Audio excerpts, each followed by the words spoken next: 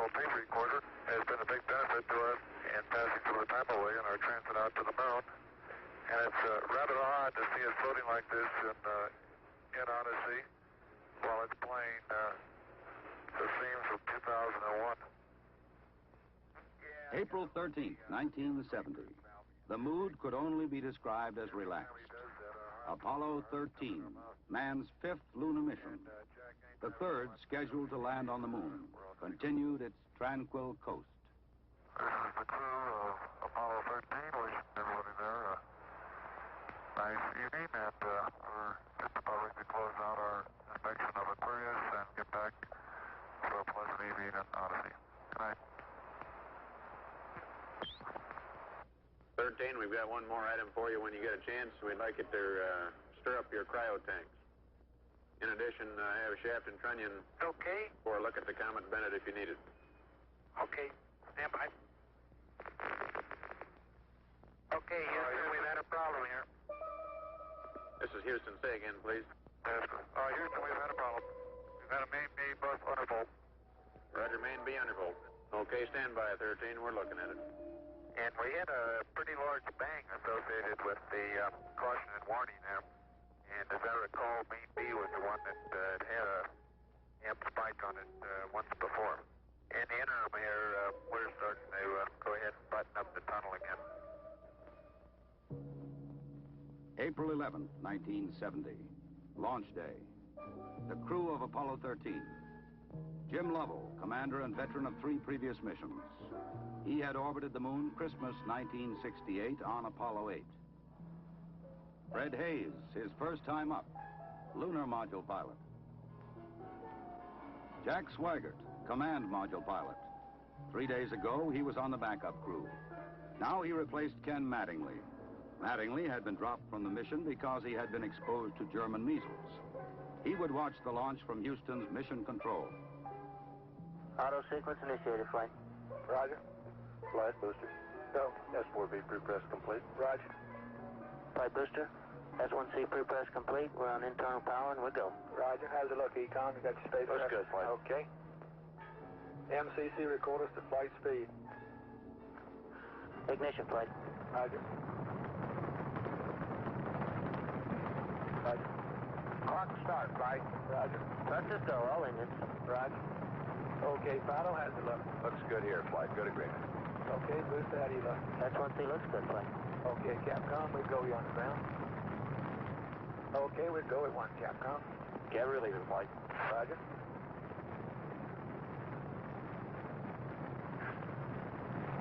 Booster, how do you look? We look good, flight. We go. Okay, Fido. We're go, flight. Looks good here. Guys, how's it look? Good, flight. Okay, Econ, GNC. Looks good, flight. Looks good, flight. Okay, Sergeant. Looks fine.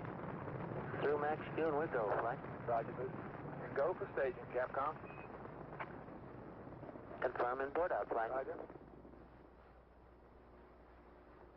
Staging, flight. Roger. Flight fighter trajectory confirmed staging. Roger. Flight booster, then board out was way early. Okay. Flight confirmed. Number 5 engine down. Roger. Booster, you don't see any problem with that, though, do you? Negative, not right now, flight. All the other engines are go. The next step in the routine of lunar flight was to burn out of Earth orbit toward the moon, then pull free of the third stage and dock with the lunar module Aquarius. At the controls of the command module Odyssey, Jack Swigert. We're hard docked, Houston. Roger, understand hard dock. Good deal.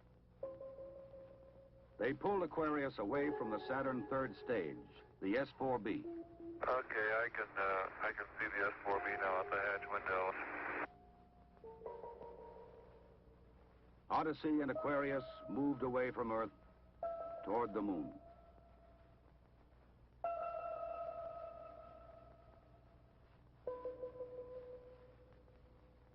Okay, Houston, we've had a problem here. Flight guidance. Go guidance. We've had a hardware restart. I don't know what it was. Okay. Houston, we've had a problem. We've had a main B bus undervolt. You see an AC bus undervolt there, guidance? Or ECOM? Negative, flight. I believe the crew reported it. We got a main B undervolt. We may have had an instrumentation problem, flight. Roger. And we had a pretty large bang associated with the caution and warning there. The sensation I had, that I had felt a vibration accompanying the bang, not a large vibration or shudder. Is there any kind of leads we can give them? Are we looking at instrumentation? Or we got a real problem or what? We're reading 0 N2 pressure in fuel cell 1 and 13 psi on fuel cell 3 O2 pressure. Okay, Barrett, what do you want to do? Open circuit fuel cell 1 and 3? That's firm flight. Shut down the reactance valve, and I asked for reconfirmation, since when you do that, it's sort of irreversible. If you shut one of these things down, they only can be restarted from ground support equipment. Yeah, that's because of AC, and it looks to me, looking out the hatch, that we are venting something. We are venting something out into space. Okay, let's everybody think of the kind of things we'd be vetting. GNC, you got anything that looks abnormal in your system? Negative, Flight. How about you, Ecom? You see anything that, with the instrumentation you got, that could be venting? That's a firm flight. Let me look at the system, Flight, as far as the venting is concerned. Okay, let's start scanning. Here is a bulletin from ABC News. The Apollo 13 spacecraft has had a serious power supply malfunction that could cause the lunar landing mission to be terminated early. I assume you've called in your backup ECOMs? Flight, say again? Have you called in your backup ECOMs now? See if we can get some more brain power in this thing? We got one here. Roger. At the moment, the astronauts are continuing to try to isolate their trouble. The late report says the spacecraft now is operating on battery power alone. All unnecessary equipment is being turned off. Okay, now let's everybody keep cool. We got LEM still attached. The LEM spacecraft's good, so if we need to get back home, we got a LEM to do a good portion of it with. Okay, let's make sure that we don't do anything that's going to blow our CSM electrical power with the batteries, or that will cause us to lose the main or the fuel cell number 2. Okay, we want to keep the O2 and that kind of stuff working. We'd like to have RCS, but we got the command module system, so we're in good shape if we need to get home. Let's solve the problem, but let's not make it any worse by guessing.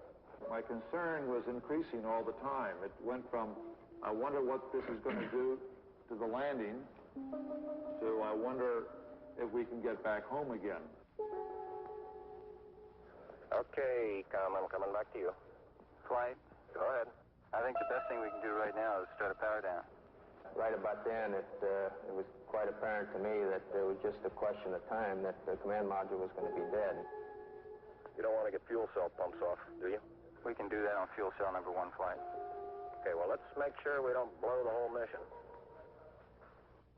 Well, the thing that concerns me is throwing equipment. We had a problem. We don't know the cause of the problem. Flight, I've got a feeling we've lost 2 fuel cells.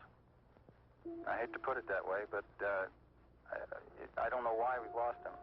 It doesn't all tag up. Network from Flight. Flight network. Bring me up another computer in the RTCC, will you? We got one machine on the RTCC, and we got dual CPs downstairs. Okay, I want another machine up in the RTCC, and I want a bunch of guys capable of running D-logs down there. Roger that. What all this means is only speculation at this point. First, though there has been some tumbling or rotation of the spacecraft, the astronauts do not appear to be in any immediate danger. I'll tell you what, GNC, can you get somebody in the back room to try to figure out what the equivalent delta V is we're getting, so that we can see if we can backtrack to see if we can figure out what's venting? Roger, we'll give it a try, Flight. Okay? When I looked up and saw both oxygen pressures, one absolutely 0 and the other one going down, it dawned on me, and I'm sure Jack and Fred about the same time, that we were indeed in serious trouble. The only way to survive the situation was to transfer to the LEM. Flight Econ. Go ahead, Econ. The pressure in O2 tank 1 is all the way down to 297. We better think about getting in the LEM or using the LEM systems. I'd say this is a serious situation that we have ever had in manned spaceflight. We've always called the LEM a good lifeboat under those circumstances. If at any time in the mission, however, the LEM had separated and we had gotten ourselves into a rendezvous situation, or the command module being around the moon, then what you state is absolutely true. It would be a fatal situation. Tell me you're from Flight. Go ahead, Flight. I want you to get some guys figuring out minimum power in the LEM to sustain life. The accident had occurred 200,000 miles from Earth. Lovell, Swigert, and Hayes rode in the lunar module attached to a lifeless command module. Apollo 13 had started as a mission of scientific exploration. It was now a matter of survival. Since the command module was dead, except for the oxygen and power hoarded for re-entry, the guidance platform of Aquarius, designed to land on and take off from the moon, would have to be used. The first milestone, and I consider this after the accident, I guess, more or less the survival now. The first milestone was to get alignment on the LEM platform. Alignments are important, you know, because without knowing exactly which way the attitude of the spacecraft is in space, there's no way to tell how to burn or how to use the engines of that spacecraft to get the proper trajectory to come home. The position we are now on the Earth-Moon plane, we have to go around the moon to get back if we're going to use the DIPS engine. You would have had enough capability with the SDS engine, but of course we don't dare use that now. So we have to go to the backside of the moon and come back. To get into the correct orbit around the moon, the crew had burned out of a trajectory that would automatically bring them back to Earth. They would have to get back onto a safe course toward Earth. He needs to put his throttle to min also, Flight. Throttle to min? Yes, he's at 29% now, roughly.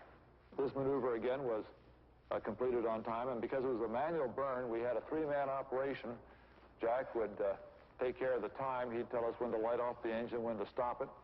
Fred handled the pitch maneuver, I handled the roll maneuver, and I pushed the buttons to start and stop the engines.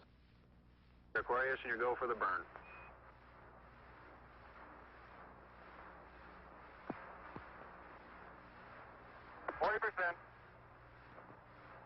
Okay, Aquarius, you're looking good. Auto shutdown. The first problem was solved. They were back on the path to Earth. But there were many other problems to be solved. From a building at Houston's Manned Spacecraft Center, systems experts coordinated the coast-to-coast effort to get the crew back. One of the big problems was consumables. There would be enough to eat and drink. But in space, there are other factors. Oxygen to breathe, electrical power to keep the spacecraft alive, water to cool the equipment and keep it operating. What we'll be doing till we get them back on the water is concentrating on everything that is their lives are dependent upon at the moment, rather than worrying about the accident, because there's nothing we can do about that now. It appears at the present time that everything is under control and that we have a safe situation at the moment. Hey, I want to say you guys are doing real good work. So are you guys, Jack. We are about 70 hours from home, and we think we have the situation in control. We've projected the consumables as I've described, and we have a plan for carrying out the rest of the mission, but there's going to be no relaxation at all as far as that goes from now until splash. There was a key decision to be made before Apollo 13 went behind the moon. Where to bring them down. Their present course would take them to the Indian Ocean, where recovery would be difficult. A burn to bring them home quicker would take them to the Pacific Ocean near the recovery forces. Bringing them home even faster would place them in the South Atlantic, again away from recovery forces. It was decided to take them to the Pacific.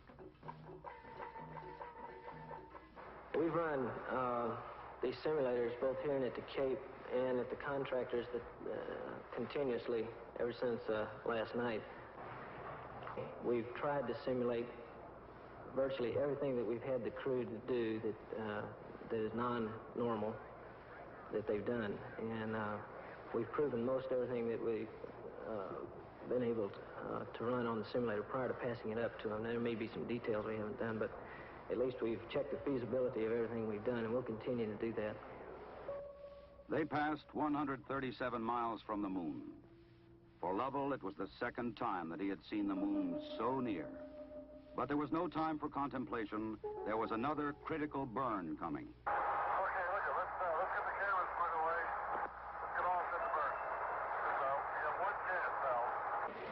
And in Houston, the newsmen poured in to tell an anxious world the story. Well, that was going along with the ignition. Shortly after Apollo 13 had separated from the Saturn third stage, the stage had been sent on to a trajectory toward the moon. Its impact would be recorded by the seismometer left by Apollo 12. By the way, Aquarius, we see the results now from 12's seismometer. Looks like your booster just hit the moon and it's rocking it a little bit. Over. Well, at least something worked on this flight. I'm sure glad we didn't have a limb impact, too. Jim, you go for the burn. Go for the burn. Roger, understand. Go for the burn. Guidance okay? We're good, flight. Control okay? We're okay, flight. Tell me we're go, flight. Inco okay? We're good, flight. Ground confirms ignition. We're burning 40%. West Houston, you're looking good. Roger. Shut down. Roger, shut down. I say that was a good burn. Roger, now we want to power down as soon as possible.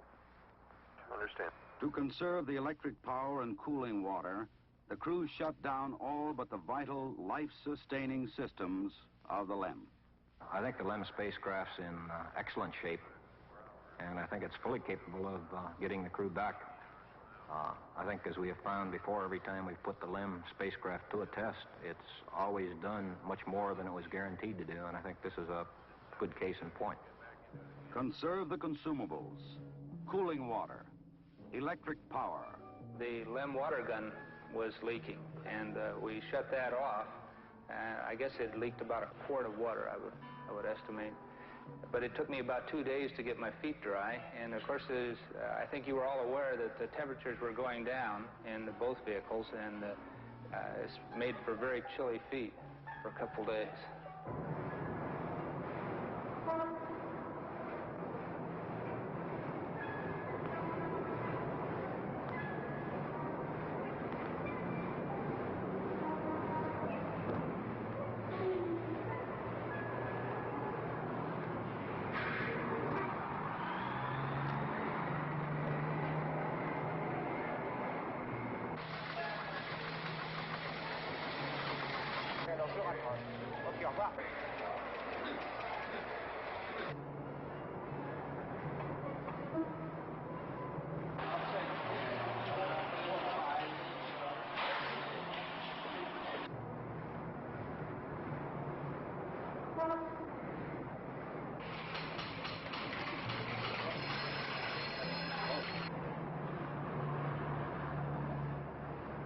Lord, your astronauts will come back safe. If I may be serious for one moment and ask the entire audience for a moment of prayer for the crewmen of the Apollo 13. We'll hold silence for a moment, please.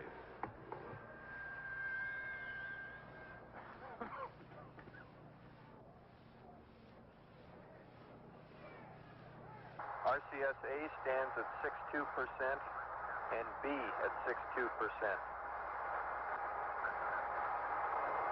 I see we've gone a hell of a long time without any sleep. We have to start thinking about getting people back to sleep again because I didn't get any sleep last night at all. Command module just slowly kept going down in temperature until I think just prior to reentry, it was down to about 38 degrees. And along with that, there was a sort of a chilling coldness. The walls were perspiring, the windows were completely wet, and it wasn't too healthy. I recall that we went in there to get some hot dogs one day, and it was like reaching into the freezer for the food.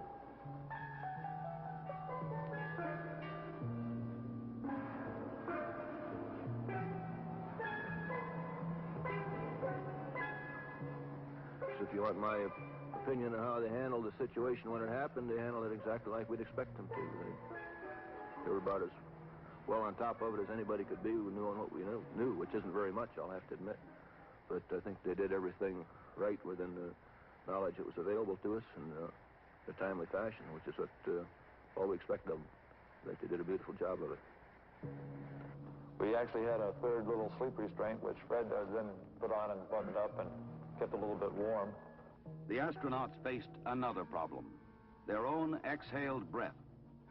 The lithium hydroxide chemical to take carbon dioxide out of the air was not sufficient in the lunar module. They would have to adapt the canisters from the command module to fit the hoses in the LEM. On the ground, an adapter was fashioned from materials the crew had available in the LEM. Cardboard from a checklist, plastic bags, and tape. After checkout in an environmental chamber, the directions for construction were sent up to Aquarius. At this point in time, I think the partial pressure of carbon dioxide was reading about 15 millimeters. And we constructed 2 of these things and put them online, and I think within an hour, the partial pressure of CO2 was down to 0.2. So you see that survival now became one of initiative and ingenuity, and it was one which the ground continually helped us along. We had all kinds of people on the ground trying to think of ways of extending our lifetime. There would be still another burn, a mid-course correction to get Apollo 13 into the narrow corridor through the atmosphere for a safe return to Earth. We're at burn attitude, flight. Knowledge. Ignition. Thrust looks good. Shut down. Hang in there, it won't be long. There were moments when I didn't know how much consumables we had, whether we could make it back or not, but in a situation like that, there's only one thing you can do. You just keep going, and you just keep thinking up where you can get more consumables. And so that's exactly what we did. On April 17th, they prepared for re-entry. After a small course correction burn, they jettisoned the damaged service module. Copy that. And there's one whole side of that thing missing. Is that right? And the whole panel is blown out, almost from the base to the engine. Really a mess. Man, that's unbelievable. Next, they got back into Odyssey to jettison Aquarius prior to entry into the atmosphere. Left jettison. Okay, copy that. Farewell, Aquarius, and we thank you. Okay, LOS in a minute or a minute and a half.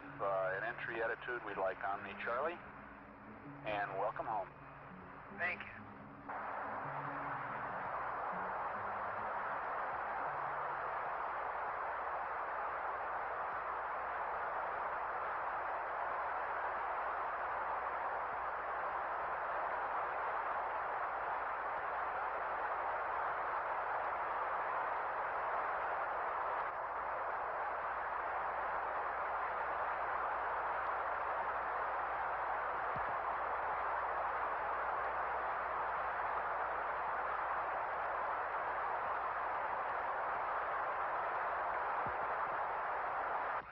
Odyssey Houston standing by, over. Okay, go over.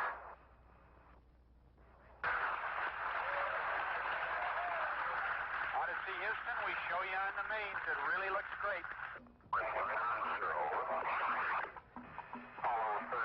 Apollo 13, this is recovery, over.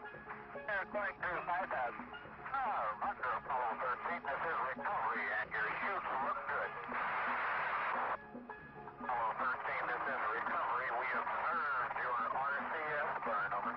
The recovery, Apollo 13 is descending. Apollo 6, this is recovery, over. Photo 1 spliced in at this time. The three chutes are displaced in the water. Our 0 magnetic 3.5 miles. Zero Lima. Zero, roger. This photo 1, the command module is stable 1 at this time. They're riding comfortably. The vertical axis are approximately 15 degrees. Point 1, you're clear to for 3, the other 2 should be swim water, Roger. Okay, left 2, your wind line 270.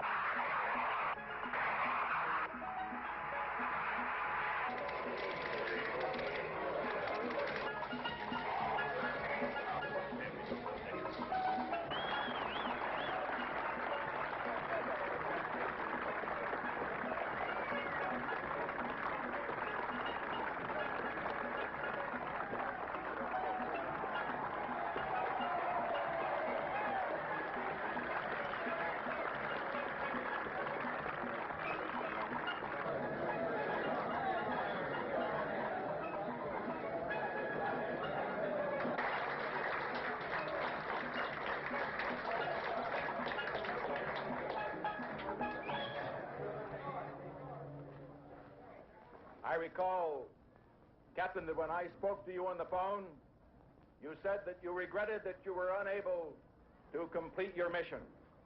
I hereby declare that this was a successful mission. From the start, the exploration of space has been hazardous adventure. The voyage of Apollo 13 dramatized its risks. The men of Apollo 13, by their poise and skill, under the most intense kind of pressure, epitomize the character that accepts danger and surmounts it. Theirs is the spirit that built America. Your mission served your country. It served to remind us all of our proud heritage of a nation, to remind us that in this age of technicians and scientific marvels, that the individual still counts, that in a crisis, the character of a man or of men will make the difference. GNC, go. Surgeon, go. Procedures, go. AFD, go. Network, go. Computer soup, go. Raj, network, give me an Amber.